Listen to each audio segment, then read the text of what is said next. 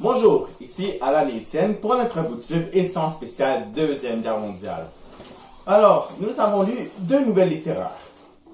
C'est Ce jour-là et Le silence de la mer. Nous les avons notées. Puis, nous allons faire une comparaison entre ces deux œuvres littéraires et une œuvre cinématographique portant un résumé sur ces deux œuvres-là. Nous allons ensuite donner notre avis sur Un sac de billes, un livre portant sur la Deuxième Guerre mondiale de Joseph Joffo, que nous avons eu la chance de lire aussi. Premièrement, Le silence de la mer et Ce jour-là sont deux œuvres littéraires écrites par Jean Brouillard, sous le pseudonyme de Vector. Alors, Jean Brouillard a écrit ces deux œuvres-là pendant l'occupation nazie en France, puis a rejoint la résistance française sous le pseudonyme de Vector pour ne pas se faire prendre. Alors, ces deux œuvres-là sont publiées sous le pseudonyme de Vector. Le but de publier ça sous Vector, c'est parce qu'il voulait rester anonyme aux yeux des Allemands. Alors, premièrement, le silence. Ce jour-là raconte une histoire d'un petit garçon qui devient orphelin dû à la perte de ses deux parents qui faisaient partie de la résistance. Alors, l'histoire, c'est un petit garçon qui va marcher avec son père, sauf qu'il se rend compte que son père et que sa mère n'ont pas les mêmes émotions d'habitude. Ils ont changé, il y a un petit changement de comportement. Alors, l'enfant se met à stresser. Puis, il va comme comprendre ce qui se réalise. De plus, Le silence de la mer est une nouvelle dans laquelle on voit un officier nazi qui doit être hébergé par une famille française, qui est constituée d'une nièce et d'un oncle qui ont perdu leur famille. Alors, au début, ils n'aiment pas le nazi, ils sont contre qu'il soit avec eux. Mais tout au long de l'histoire, on voit qu'il se développe une relation amoureuse entre la nièce et l'officier Werner. Toute la nouvelle va porter sur un officier allemand et une française qui finissent par s'aimer malgré tout. Nous allons maintenant faire la comparaison entre l'œuvre cinématographique adaptée par Pierre Boutron, et les œuvres de Vercors, les deux nouvelles littéraires que nous allons présenter. Alors, pour commencer, les deux œuvres ont des personnages. Puis, les personnages principaux de ces œuvres-là se retrouvent dans le film. Alors, moi et Étienne, on a quand même aimé ça, qu'on puisse retrouver les personnages principaux dans les deux histoires, dans le film et dans les deux œuvres. En fait, c'est facile de se retrouver entre la nouvelle et le film. C'est plutôt la même structure, la même histoire qui se produit. Alors, toutes les bases de la nouvelle littéraire, de les deux nouvelles littéraires, sont dans le film pour pouvoir bien les visualiser, bien comprendre tout ce qui se passe, puis pouvoir retrouver des liens entre les deux œuvres et le film. La plus grosse différence qu'on a pu remarquer, c'est que le narrateur, c'est le point de vue de la nièce et non de l'oncle. En fait, on suit les journées de la nièce et non les journées de l'oncle qui reçoit officiellement. Donc ça permet de voir la vie d'une jeune femme qui tombe en amour à la place de voir l'oncle qui se rend compte que sa nièce tombe en amour.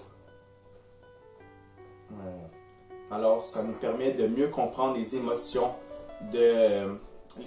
envers l'officier de la nièce dans le film que dans la nouvelle littéraire Le silence de la mer. Parce que dans la nouvelle littéraire, mais personnellement, j'avais un petit peu de la misère à revoir tous les liens où on fait voir que la nièce développait des sentiments pour l'officier. C'était pas aussi évident que dans le film où on pouvait clairement voir qu'il y avait de quoi qui se passait. Que la nièce changeait de comportement, comme la fois où elle a échappé ses petits poissons quand elle est allée chercher comme je pense que c'était du thon. Dans des petites sardines. Et sur des petites sardines, elle les a échappées, elle était stressée. Hein. Ensuite, ce que j'ai une grande différence, c'est que dans la nouvelle littéraire Le silence de la mer, on ne bougeait pas, on ne changeait pas de lieu, on restait toujours dans la maison. Mais, ça dans le film... Dans le film, on voyait les différents lieux, on voyait la France, on voyait des paysages, ça permet mieux de se faire une idée de comment était la France en temps de guerre, justement.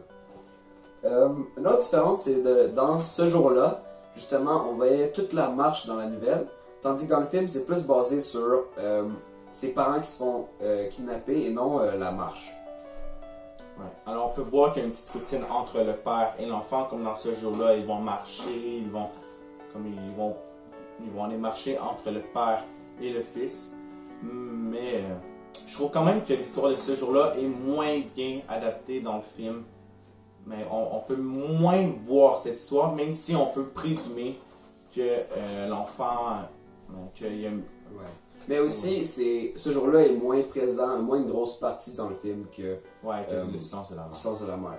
Une autre différence qu'on a remarqué entre les deux, c'est qu'il y a des personnages de plus, sûrement pour rendre ça plus intéressant, puis moins toujours les mêmes personnages, les mêmes lieux. Ouais. Alors en fait, on ajoute un cousin, le cousin de la nièce, qui lui en fait est intéressé par la nièce justement, mais elle veut pas. Puis ça va apporter justement une scène où que Werner va sauver la nièce de son cousin qui essaye de la forcer. Aussi, on peut voir aussi les amis de l'officier nazi, où que ça va quand même voir qu'il y a une différence entre l'officier nazi, comment il voyait la France, comment il s'occupe des Français, comment il voit les Français comparé à d'autres Allemands. Comme on peut voir que l'officier nazi il est quand même meilleur des Français. Des fois, il y a un petit enfant qui se fait mal, il va les prendre, il va les sauver, comparé à d'autres Allemands aurait juste rien fait. Puis il aurait quasiment ri lui. Ouais, en fait, on peut voir que mais comme dans le film, on peut voir que Werner a un comportement différent que les autres Allemands. La dernière grosse différence qu'on a trouvée, c'est l'explosion à la fin du film. Moi, je pense que c'est ça justement pour rendre ça plus intéressant, plus d'action. On a un aspect dramatique justement quand ils se disent adieu parce que la fille a sauvé officiellement de l'explosion. C'est intéressant, mais ça suit pas genre la nouvelle. Mais je pense que ça l'ajoute de quoi de mieux, fait que ça me dérange pas. Ouais, mais c'est comme dans ce jour-là et dans le silence de la mer, on voit pas vraiment les actions négatives, mais plus comme l'histoire derrière tout ça. Mais en mettant une scène d'une bombe, ça nous permet de faire un lien avec l'œuvre ce jour-là, mais aussi de voir que la nièce a des... On peut voir aussi l'évolution de la nièce avec ses sentiments envers l'officier, parce qu'elle va essayer de sauver l'officier en jouant du piano pour qu'il revienne vers elle puis pour la sauver. On peut comprendre que la nièce... Aussi, les personnages, ils ont quand même des similitudes avec Werner, mais on peut voir qu'il est la même personne dans le film que dans l'œuvre. Il est autant gentil, autant gentleman, je peux dire. Moi, je pense qu'ils ont vraiment fait un bon choix avec les acteurs et leur rôle, parce que je m'aurais imaginé exactement ces personnages-là si j'aurais dû justement choisir des acteurs. Ils représentent très bien les personnages qu'on voit dans la nouvelle. Aussi, je trouve qu'ils ont bien représenté, admettons, le lieu principal de la maison. Dans Le silence de la mer, on voit que c'est une grande maison majestueuse avec des étages, un feu, un piano. Et on peut vraiment voir cette maison-là dans le film, tout apprécier les décors, toute l'ancienneté derrière la maison en film. Les lieux, tout est bien représenté pour bien vivre le moment de la Deuxième Guerre mondiale. Je suis d'accord. Alors, une autre chose qu'on peut comparer entre la nouvelle et l'œuvre cinématographique, c'est le silence, parce que dans le silence de la mer, justement dans le titre, on peut le savoir, le silence, c'est un personnage, c'est très important, très présent, puis on voit qu'il y a une évolution tout au cours de la nouvelle, justement. Des fois, on voit même des passages qui décrivent le silence comme qu'il est mouvementé, qu'il est stressant, tandis que dans le film, c'est pas aussi facile. Ouais, mais c'est dur de représenter le silence dans un film. C'est dur. Il y a juste des images, des dialogues, on peut pas vraiment... Une personne ne peut pas arriver et dire le silence est lourd, on peut pas. Il faut lire entre les lignes, mais c'est pas aussi évident à faire que dans une nouvelle où on peut carrément décrire ce qui se passe avec le silence. Mais dans le film, le silence, il se voit surtout avec les émotions de la fille. Quand elle voit l'officier rentrer, on voit qu'il y a un impact qui est comme fâché au début, mais vers la fin, quand elle commence à être comme... quasiment heureuse de le voir, puis... Heureuse, ouais, elle met de l'attention. En plein ça. Ouais. De plus, on voit qu'ils ne voulaient pas que le film soit ennuyant, alors ils n'ont pas mis autant de scènes de silence, puis ce qui est comprenable, comparé à la nouvelle où ils peuvent carrément avoir une page où ils décrit le silence, et c'est juste ça qui se passe. Mais c'était pas intéressant, mais il n'y aurait pas pu faire ça dans le film. Ouais, le silence, dans le silence de la mer, mettait une ambiance, ça nous rendait un peu touchant, ça nous mettait vraiment dans le contexte, genre de... Ouais, ça rendait ça comme un peu dramatique. Aussi, c'est comme malaisant, le malaise. Là. Un peu, je sais pas. Mais tu sais, ça mettait un malaise, on peut genre bien se situer dans l'histoire, puis voir les personnages dans. Tu sais, où que c'est seulement l'officier qui parle, puis les autres qui écoutent, mais qui ne veulent pas écouter aussi. Mais qui l'écoutent quand même sans qu'ils le veulent. Alors, en général, moi, j'ai trouvé le film très bon. J'ai aimé ça. J'ai trouvé que ça représentait très bien les nouvelles, justement. Adaptées en film pour pas que ce soit ennuyant, pour que ce soit intéressant. Toi, qu'est-ce que t'en as pensé? Moi, j'ai beaucoup mieux aimé l'œuvre cinématographique que, mettons, que les deux œuvres. T'sais, moi, je suis quand même un passionné de films, je regarde beaucoup de films, puis j'aime ça voir de l'action, puis comme un peu voir tout, mais voir l'action, puis tout ce qui se passe en images. J'ai beaucoup de visuels, puis mettons dans ce jour-là, puis le silence de la mer, ce que j'ai moins aimé, c'est qu'il y avait des fois où il y avait beaucoup de descriptions, puis ça, on les passe dans les films, puis moi, ces moments-là, c'est bien d'avoir des descriptions, ça nous permet de situer. Mais personnellement, j'aime moins ça. Par exemple, moi je trouve que quand il y avait la bombe justement, puis qu'elle s'est mise à jouer du piano, puis le piano était vraiment la musique ajoutait de quoi, puis c'est quelque chose qu'on peut pas avoir d'une nouvelle, de la musique, puis des effets genre sonores, ça permettait de vraiment mettre une ambiance dramatique et sérieuse. Moi j'ai trouvé ça vraiment bien dans le film. Ouais, vraiment l'ambiance sonore, je l'ai beaucoup aimé, le piano j'ai beaucoup aimé. Toutes les musiques derrière étaient pensées à mettre. Comme était pensé à montrer une émotion. Mettons, lorsque la fille joue, mais elle joue vite, là, ça joue vite, c'est parce qu'il y a quoi de mal qui va se passer, stressant ou... On voit que ça la touche puis qu'elle veut pas, puis qu'elle vraiment. est en train de pleurer en jouant du piano quasiment. Et comme, elle hurle là, mais en jouant du piano. Parce qu'elle veut pas parler, puis elle fait parler son piano à sa place. C'est son silence, ben c'est... Elle parle pas, mais elle parle en jouant du piano, c'est vraiment bizarre, mais c'est le fun à voir. Je suis d'accord.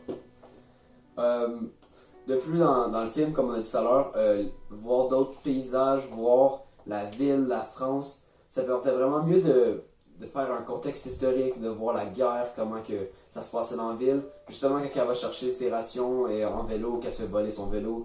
Moi, j'ai bien aimé ça.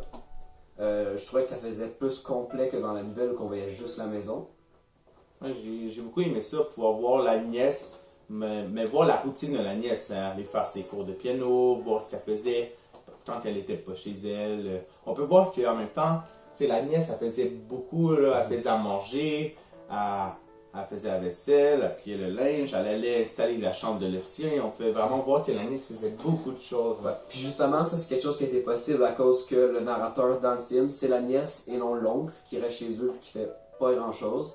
Alors ça pour l'œuvre cinématographique, je pense que c'est bien, même si ça brise un peu le principe de la nouvelle, ça a rendu le film intéressant selon moi. Ouais.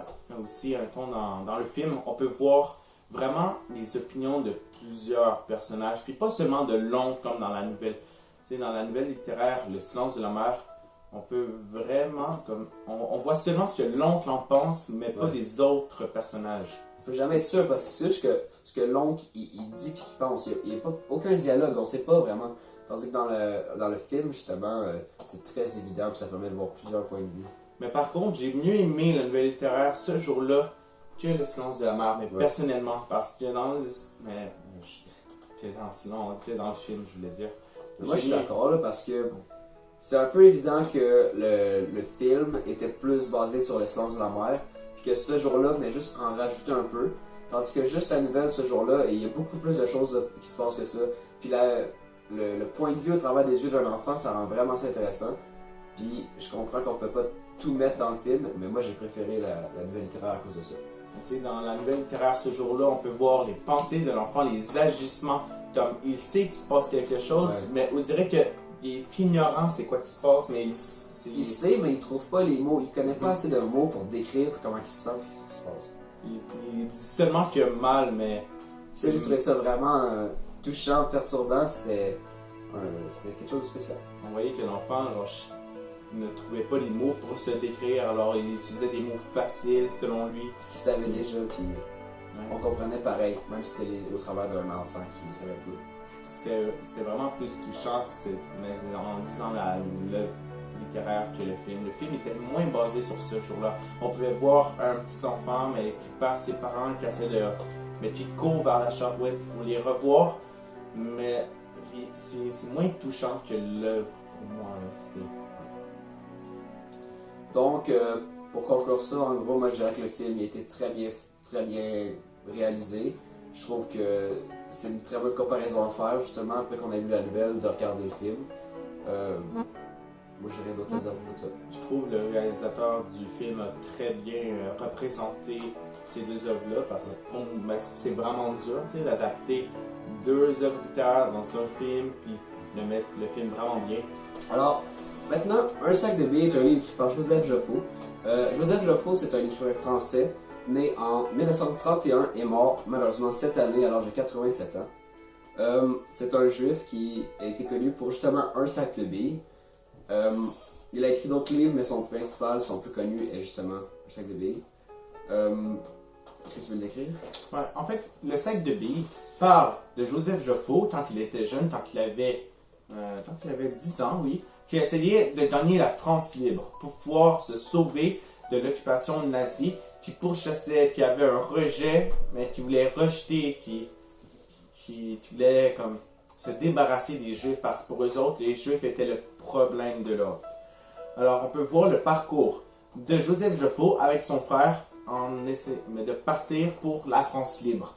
Et on peut voir que, mais tout ça, le parcours de tout ça, l'attente, En fait, il est possible d'avoir l'évolution du personnage de Joseph Joffo. Alors justement, dans un délai de 3 ans, on voit qu'il est passé d'un jeune enfant qui joue à quasiment un adulte qui a des responsabilités et qui doit survivre.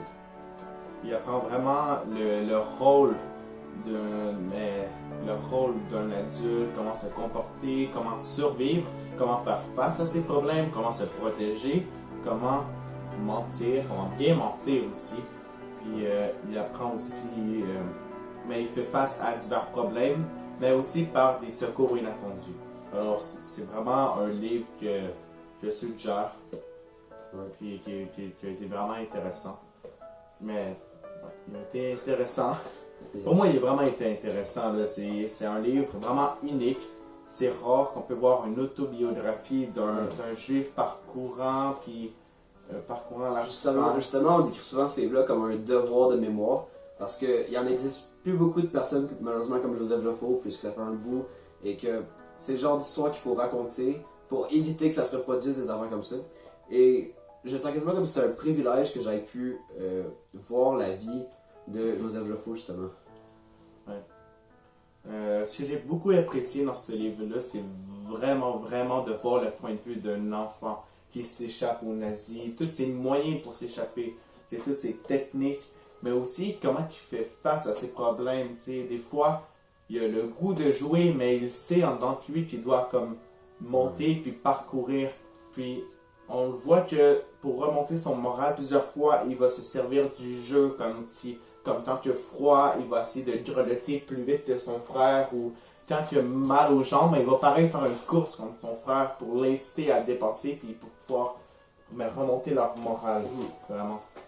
On voit que vu qu'ils n'ont pas vraiment d'autres façons de gérer leurs problèmes, ils font avec ce qu'ils ont, puis c'est de jouer parce que c'est des enfants. Puis je trouve que ça permet vraiment, c'est vraiment touchant, puis c'est unique comme livre, selon moi. Aussi, c'est très émotionnel quand on peut voir que deux enfants doivent quitter leur famille à très jeune âge. Puis aussi, ce qui est comme un peu triste, c'est qu'ils se regroupent plusieurs fois, mais ils doivent tout le temps se séparer. Ils finissent par se séparer. Ils finissent tout le temps par se séparer. Ils se font des bonnes amies. Ils commencent à avoir, mais comme ils commencent à être bien cachés, à avoir une maison et tout. Puis à chaque fois, il y a tout le temps quelque chose qui doit les faire partir. Puis ça permet de se rendre compte que nous, on est choyés d'avoir un domicile fixe, d'avoir des amis, d'avoir une vie simple, qu'on peut s'attacher, puis qu'on ne risque pas du jour au lendemain de perdre notre maison, de perdre notre famille, de perdre tout. On peut vraiment voir la vie dans ces années-là, comment c'était, les petits coupons pour pouvoir s'acheter des vêtements.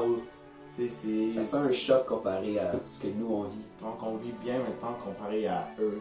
Et ce que nous, à 10 ans, on faisait comparé à lui qui devait s'enfuir.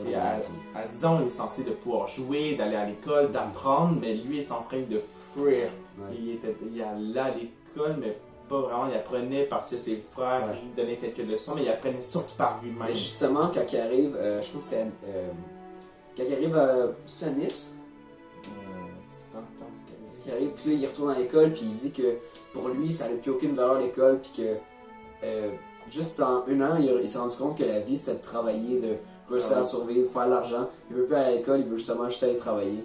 Mais comme à la fin, on peut voir que il aimait beaucoup travailler, faire sa petite job de journaliste, publier les informations pour surmonter les soldats puis le peuple français. Voir que, les Alliés regagnaient du terrain pour les Français, c'était beaucoup encourageant pour justement surmonter toutes ces épreuves-là. Pour leur dire, enfin, ça va finir cette guerre-là, puis qu'ils vont pouvoir gagner.